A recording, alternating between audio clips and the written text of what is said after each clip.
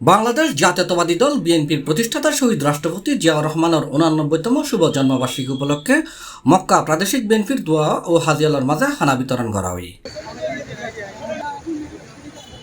Mecca BNP সভাপতি আলহাজ আবুল কালাম আজাদের সভাপতিত্বে এডে প্রধান অতিথি ছিল বাংলাদেশের তনুম রাহজাত আইনে বগুড়া গাইবান্ধা বিএনপির সিনিয়র সহসভাপতি নাহিদুজ্জামান নিশা।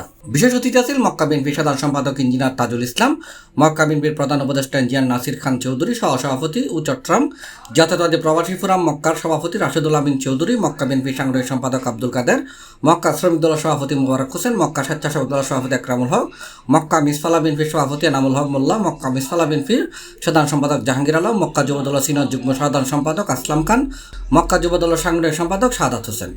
এছাড়া উপস্থিত আছেন মক্কা মিসফালা কমিটির শফি, হান্নান, কামাল উদ্দিন সুমন, জনুমিয়া সদস্য সহ বিভিন্ন স্তরের নেতাকর্মীও। বিএনপির প্রতিষ্ঠাতা শহীদ রাষ্ট্রপতি জিয়াউর রহমান ও আরাফাত রহমান কুকুর মাগফিরাত কামনা এবং দেশনেত্রী বেগম খালেদা জিয়া ও বিএনপির ভারপ্রাপ্ত চেয়ারম্যান তারেক রহমানের সুস্থতা কামনা দোয়া ও বিশেষ মোনাজাত করা হয়। আজকে এই প্রাদেশিক মক্কা জাতীয়তাবাদী বিএনপি সহ অঙ্গ সংগঠনের জন্মবার্ষিকী নাহিদ ভাইকে অভিনন্দন ও শুভেচ্ছা জানাই এবং সবাইকে সালাম জানাই। আসসালামু আলাইকুম। এই ভারতীয় দাবিদার সরকার যেন বাংলাদেশে আর কোনোদিন না আসতে পারে সেই জন্য সকলকে ঐক্যবদ্ধ থাকতে হবে। ধন্যবাদ সবাই। C+ TV Chittagong.